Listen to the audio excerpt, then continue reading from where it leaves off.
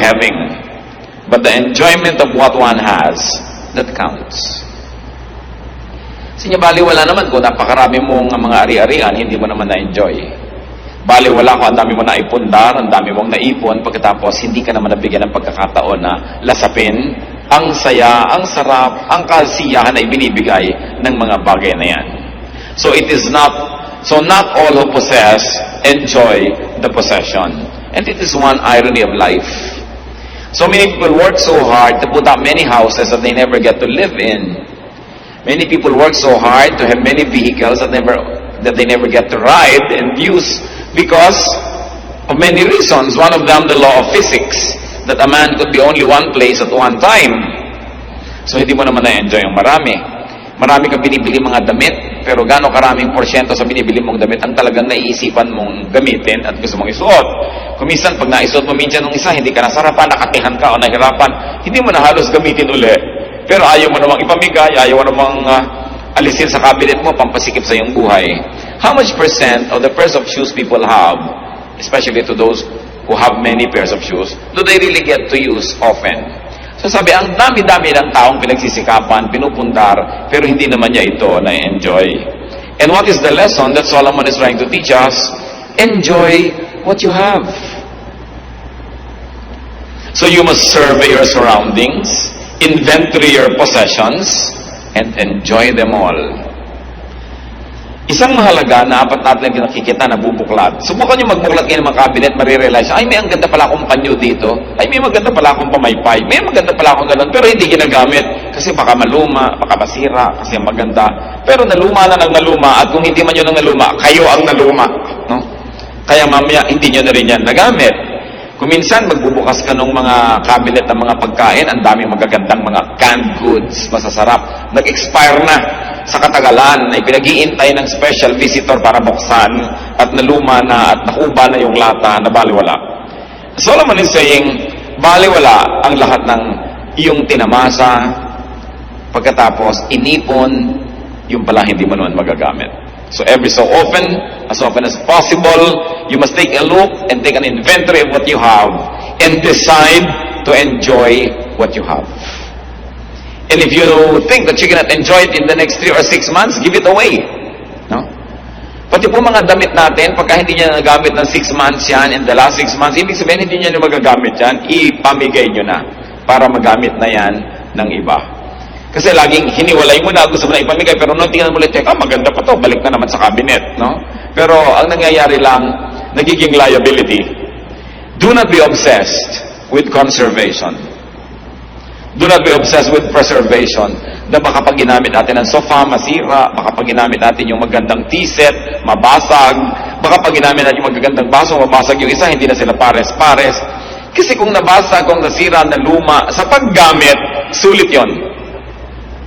Pero kahit bagong-bago at ang ganda-ganda, naghihingalo ka na, namatay ka na, hindi mo nagamit, yun ang baliwala. Yun ang sayang. And many people don't want to use precious and beautiful things for fear of losing them. Alam niyo yung kasabihan, something's lost and something's gained in living every day. So kung meron kayo isang magandang bagay at ginamit nyo at saka gagamit nyo na wala tuloy, ganun talaga buhay.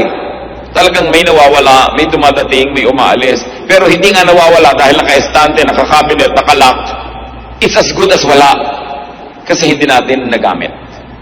Ang dami mga tao, ang dami nilang Bibles. Pag-araw naming Bible, pero isa lang naman ang ginagamit nila, you give it away.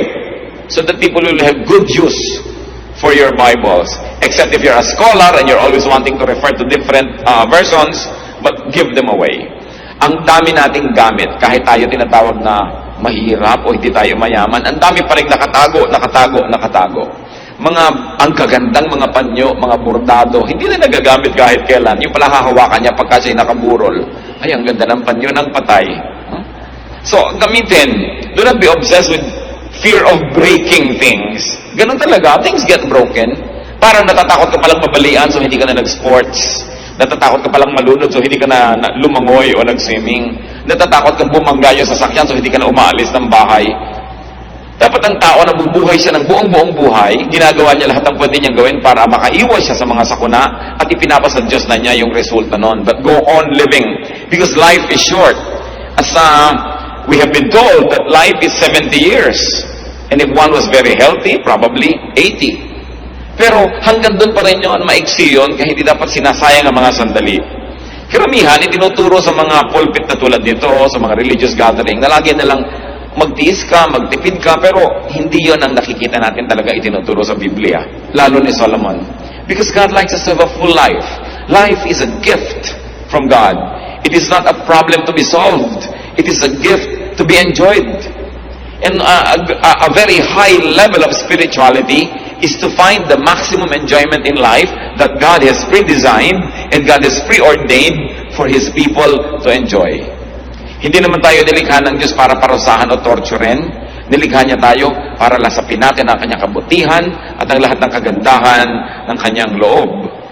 Of course, things will wear out, things will depreciate, things will fade and tarnish, even disintegrate. But if that happens, well, you are deriving enjoyment and satisfaction from those things, then they would have served their purpose. Basta gamit ang gamit, sulit. Pero kung hindi lang gagamit, baliwala. Bibili ng pagkaganda-gandang sofa, tatakpan ng plastic, at nakaupo sila lahat sa mga bangko, nakaupo sa tabo, sa lata, sa lalagyan ng floor wax, no? Dahil ayaw gamitin ang sofa. Meron ang ganda-gandang kusina, tapos nandun sa dirty kitchen gumagawa. Ano sasampahin mo? Sabi, good morning kusina, ayaw kitang galawin, no? Gagawa ng mga magagandang mga ilaw, tapos ayaw pasindihan. Bakit pa? No? So, kailangan ang tao nagpapasalamat sa Diyos. At isang paraan ng pagpapasalamat is to enjoy what God gives us. Parang kayo, pag nagregalo kayo sa isang tao, ang gusto nyo makita, ginagamit niya yon. Hindi itinatago lang niya sa estante.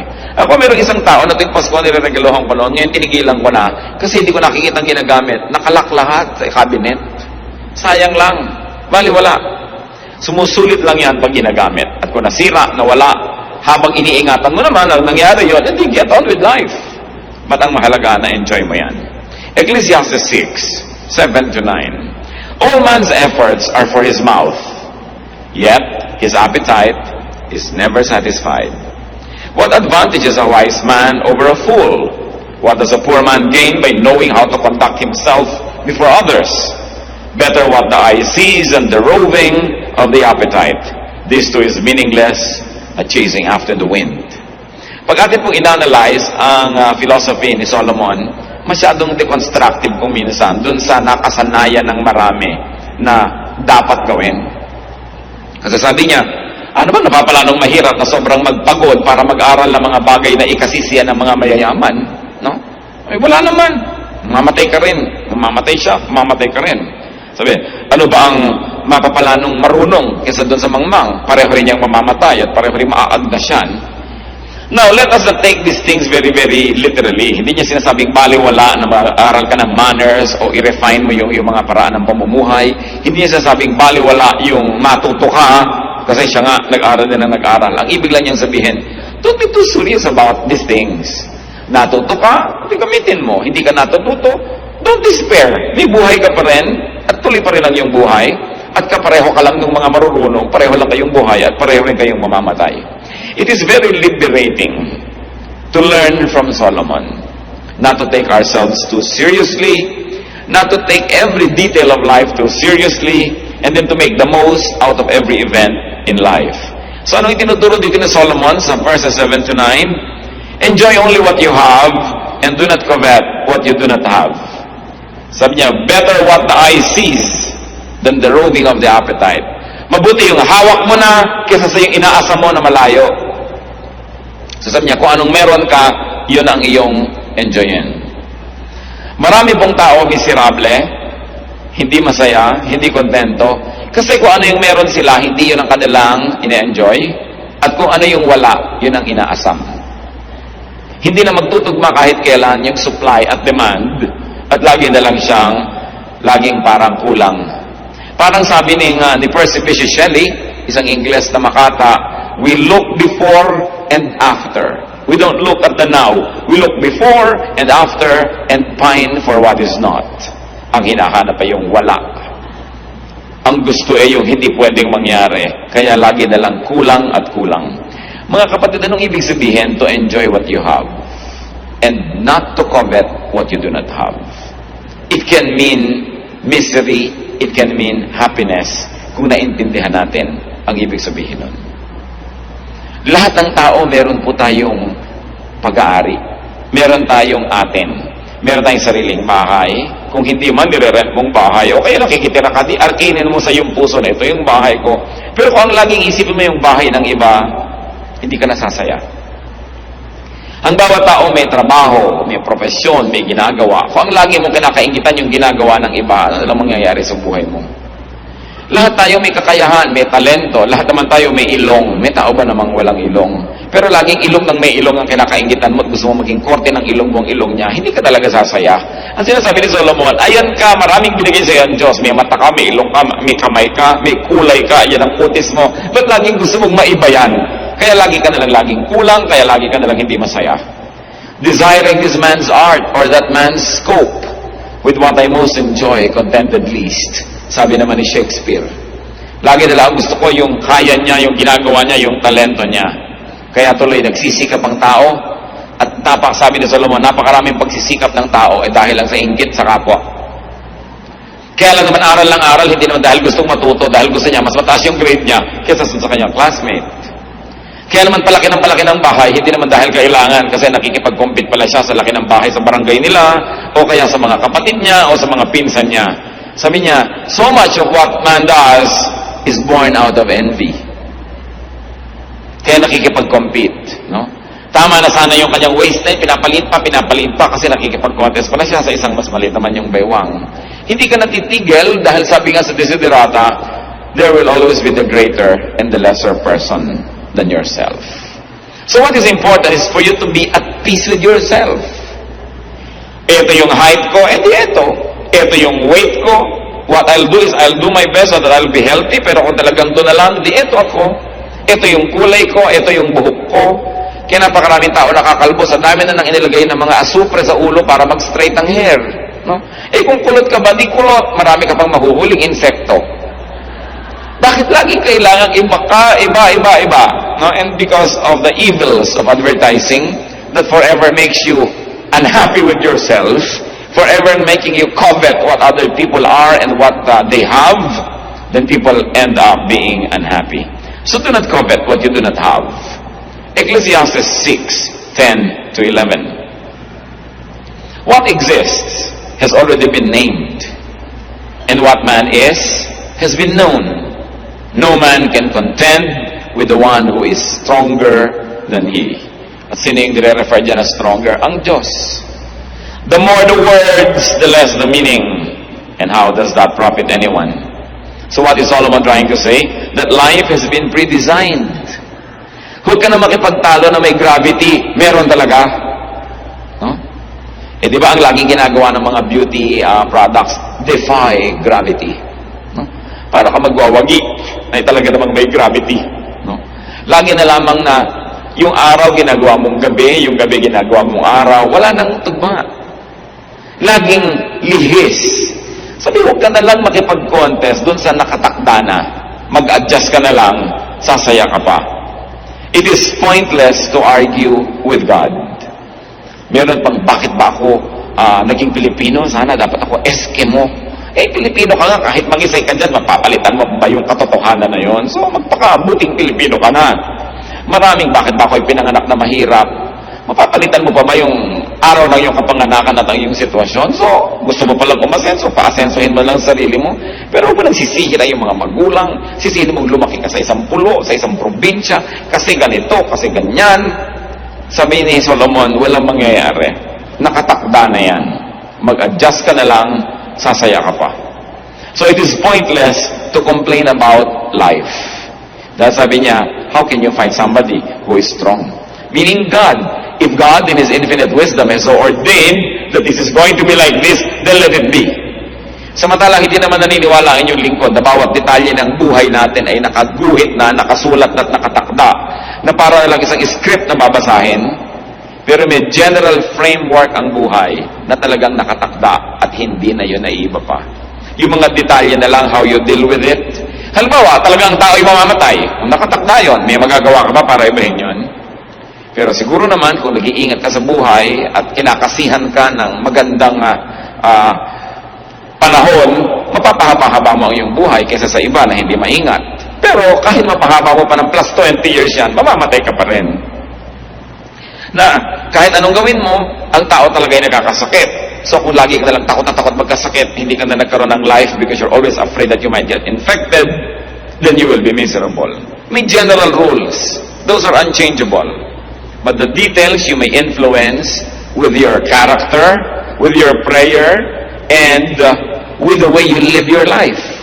But there are unchangeable realities that we really simply have to accept. At mas tahimik ang buhay kung hindi tayo makikipagtalo at makikipagtuos sa bawat ganon. Merong mga ganyan mga tao pagka gusto ninyo magpahinga, gusto niya maging active. Pag gusto niya maging active siya, pahinga. In one family, it is horrible to have a member like this. Lahat kayo gusto niyo mag-outing, biglang gusto niyo mag-stay home. Yung kung kayo north say south, kung kayo east say west, laging kalaban ng kalaban ng kalaban. There's always contention, there's always stress, and there's very little relaxation and happiness. So sabi nga, umayon. No? Umayon. Umayon sa panahon, may tag-init, may tag-lamig. Mga Pilipino lang ang init. Para naman bago ng bago, dito ka na nga lumaki, dito ka na tumanda, naninibago ka ba na mainit pag tagaraw? Ang init, ang init. Talagang ganun, mainit ka dito Mabuti ka, mainit dito sa atin. Yung ibang tao, namamatay naman sa lamig sa ibang lugar, no? So, laging baligtad. Alam niyo ba na isa sa mga pinakamabiling tsokolate sa Amerika na tinatangkilik ng mga Pilipino? Choknat. Nung nandito sa Pilipinas, walang inasam kundi kumain, no? Ng mga western products sa tsokolate. Mga nasa Amerika na, choknat ang pinagkakaguluhan. Skyflakes. Pinagkakaguluhan yan, no? Sa mga tindahan ng mga Philippine food sa Amerika. Kung ba't nung nandun, ang inaasa mo yung pagkain dito, nung nandito, ang inaasa mo yung pagkain doon, kaya hindi na kahit kailan mag-swak. Pagka nandito, nagbabakasyon, ay sa Amerika, ganito, mabuti pa sa Amerika, mabuti pa sa Amerika. Pero pag nandito mo sa Amerika, ay, alam mo sa Pilipinas, ganito, ganon. Kahit sana lang siya lumagay, hindi siya masaya. Dapat pag binuksan mo ang iyong maleta, isang araw ka lang nandun, treat it as your home and make it your home. Adjust. People who adjust become happier. And Solomon says that the more argumentation, the more philosophizing, the less sense. So the silence of the wise is more enriching than the speech of fools. Binanggit niya yan. The fools are always talking. They're always complaining. Silence is a speech. Kaya even the silence of God can be the answer to our prayers. It's already the answer. Silence. Pagka tayo may mga tinatanong, hindi sumasagot. Huy, sumagot ka. Silence is the answer. No? Nagte-text ka sa tao, hindi ka sinasagot. Ba't di ka sumasagot? Gusto mo sabihin, yung hindi ko pag-text sa'yo, yun ang sagot ko, ayoko makipag-text sa'yo. Yun ang sagot. Hindi mo ba kayang maintindihan yung silence? When yet Solomon is saying, people are always talking, and fools are always displaying their ignorance by talking a lot. And especially when you talk against life. When you talk against who you are. Tayo mga Pilipino, mahilig pababain ang sarili natin. Laging talking against Filipino-ness, against our culture, against our country. So anong nangyayari? May nasosolve ba tayo? Wala din. Dahil may kapangyarihan po yung spoken word. It is very mysterious, but usually what you always say, begin to happen. Kaya kung ano yung gusto natin mangyari, yan ang sabihin mo. Kung gusto mong yung anak mo ay sumipag, laging, ang sipag ng batang ito. Masipag yan. Ang sipag niya, hindi lagi sabihin, batang yan tamad. Lalo nagkakatamad-tamad. No? Pagka sinabi mo, mahirap na sundo yung biyanan ko, ang hirap talaga. Ako, mahirap maugali niyan. Lalong lumalala. Isang hiwaga yan na dapat nating sigurong arukin at pag-aralan, the power of the spoken word. Sa bagay, hindi naman katakataka. Kasi ang Diyos nga, sinabi niya, let there be light. Nagkakalight. No? Let this happen, nangyayari. We were created in God's image. So, mahirap bang ma-connect na may kapangyarihan ng ating salita.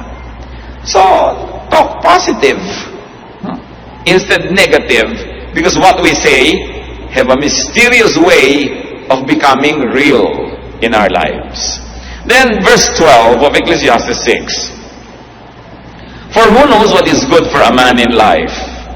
During the few and meaningless days he passes through life, through like a shadow. Who can tell him what will happen under the sun after he is gone? Itinatanong ni Solomon, sino nga bang nakakaalam kung ano ang mabuti para sa tao? Sino ang makakapagsabi kung ano ang mabuti para sa kanyang kapwa?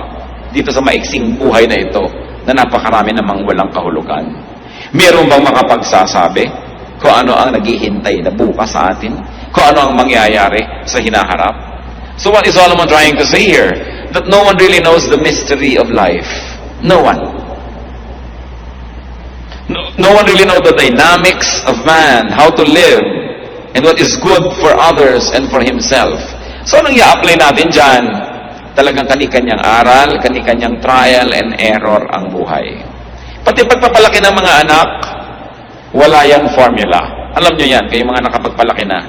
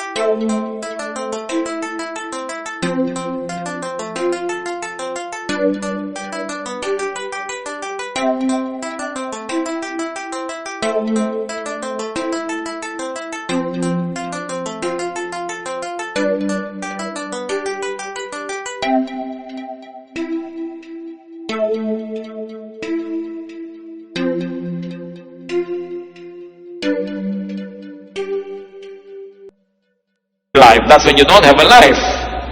And what does it mean? That we must allow ourselves to commit mistakes. And that we must allow people around us to commit mistakes. Because nobody really knows what to do. Hindi talaga natin alam ang buhay. Kaya sinasabi ni Solomon, just relax and enjoy life. Don't be too serious. Gusto mo lagi kang maging top, maging honor, hindi ka na lagi mag-enjoy niyan. O may mga grading period, may mga time na hindi ka honor, di wag. Ngayon, kung kaya mo lagi maging honor without stealing happiness from your own self and without making other people miserable, then it's all right. You don't always have to be number one. And brothers and sisters, if you can, whenever you can, be wise. Don't be number one. Yan ang isa sa mga pinakamahirap na mga pasalin sa buhay, that you are number one. Una, mahirap maging number one.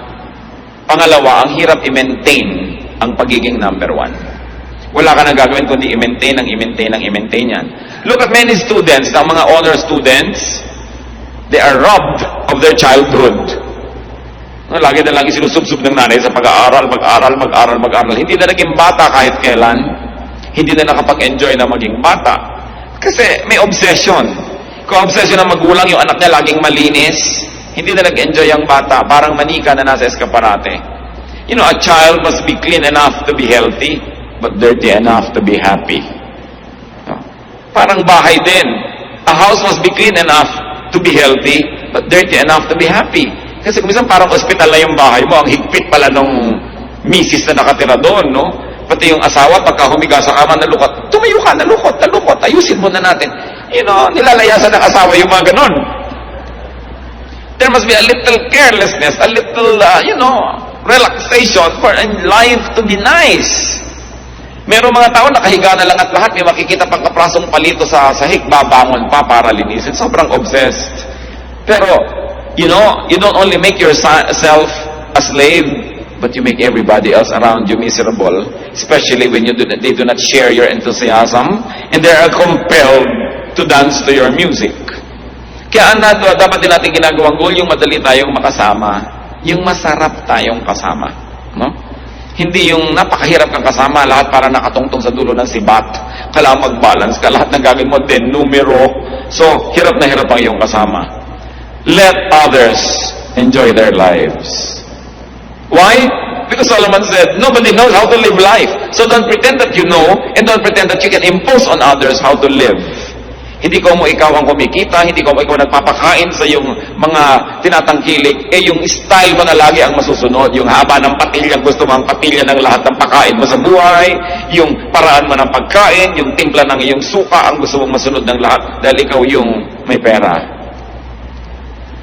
Giving people around us the freedom that God has really intended for every human being is one of the greatest gifts that we can give to people. Napakarami pong buhay, mga kapatid, hindi talaga naipamuhay ng may-ari kasi nakasunod lang sa anino ng iba. Lalong-lalo kung meron tayong tatay o nanay o lolo o tita na very domineering and they also happen to be economically powerful, many lives are never lived. They just become footnotes of the life of the people who control them. Ang Diyos ay hindi niya ginagawa yan. Binigyan niya tayo ng freedom. To the point kasi Adam and Eve sumuway na. Hindi naman niya hinawakan yung kamay para huwag sumuway kasi binigyan niya ng freedom. And because we really don't know, nobody's really sure what works and what doesn't, we must permit the other person, those who are near us, to live life in the way they think they should live it. We should not even impose our morality, even our religious beliefs on others, because even a religious belief is very personal. Ayaw mong kumain ng ganito, huwag mong ipilit sa iba. Ayaw mo ng ganitong gawin dahil sa iyong morality, huwag mong ipilit yan sa iba. Kasi tayo isa-isa, kanya-kanyang haharap sa Diyos. Kanya-kanya tayong mananagot. Ecclesiastes 6:12, for who knows what is good for a man in life? Talagang napakaraming susubukan mo para mo malaman. No one really knows what is good for a man in life. Tanong, lahat ba ng mga financial advisor mayaman? Diba ang dami ngayon, may bagong profession ngayon sa bangko, yung wealth manager. Ang itatanong mo na, teka muna, wealthy ka ba? Hindi po, empleyado po ako dito. Anong malay mo na mag-manage ng wealth ko? Wala ka naman palang wealth, no? At hindi mo naman pala nagawang wealthy ang iyong sarili.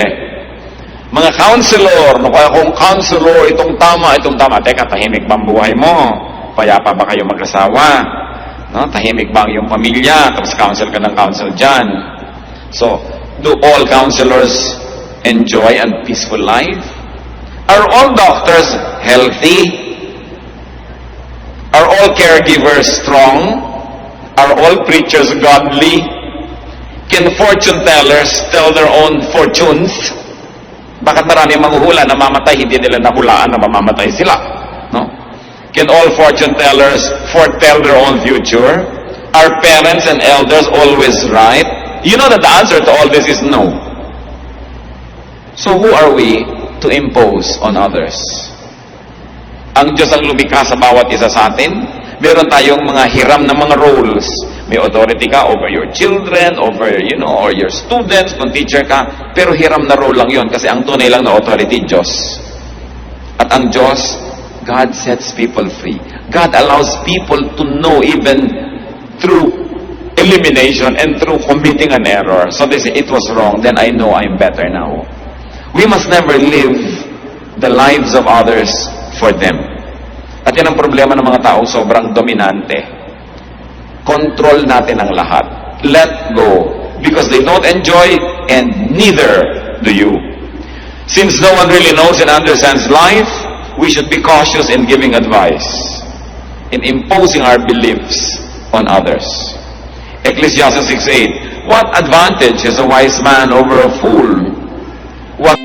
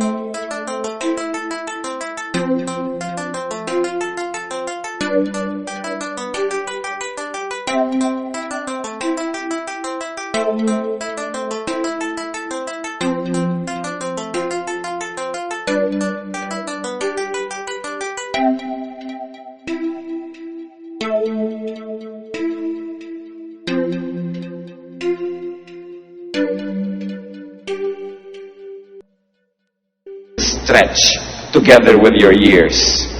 Kaya sayang yung hindi ko pa ito nagawa noon, hindi ko pa nagawa. That's why we counsel young people not to marry very early. Kasi pag nag-asawa ka, lalo nagkaanak ka na, ang dami mo nang hindi magawa eh. No? Na dapat sana to sa edad mo na yun nagagawa mo pa. Kaya nasisira ko, napakaaga ko minsan ang nagiging mga pag-aasawa, lalo't wala namang maraming pera. Live while you are alive. Kung atin pong kukuhanin yung central teaching ng Ecclesiastes, yun eh. God gave you life, live it to the fullest. Don't let others live it for you, and don't live their lives for them. So what do you have that you do not enjoy? Dapat siguro balikan natin yun. Ecclesiastes 6:9, better what the eye sees than the roving of the appetite. Mas mabuti pa yung nasa sayo kahit konti kesa yung malaki pero hindi naman sayo at inaasam mo lang. Ang ibig sabihin nitong si Solomon. Mag-review tayo mga kapatid. Anong meron kayo na hindi nyo na-enjoy? Maaaring mga material possessions, maaaring talent or skill, maaaring friendship and social skill, kasi hindi pwedeng walang-wala ka. Laging meron ka. May kaibigan ka, may kakilala ka, may kakayahan ka, may talent, meron kang damit, meron ka sigurong bahay, kung ano man yon. Pero isang pagtataksil sa kabutihan ng Diyos na yung meron tayo, hindi natin ma-enjoy. Pagkatapos, aasam-asam ka dun sa nasa iba at wala ka. Baligtad. At ito pong Ecclesiastes 6:9 na ito, napakalinaw sa contemporary English version. Sabi, it is better to enjoy what we have than to always want something else, because that makes no sense. It makes no more sense than chasing the wind. Aming Diyos, kami po ay nagpapasalamat dahil marami kayong binibigay sa amin. Kung kami binigyan mo ng anak, salamat. Kung kami binibigyan mo ng asawa, salamat.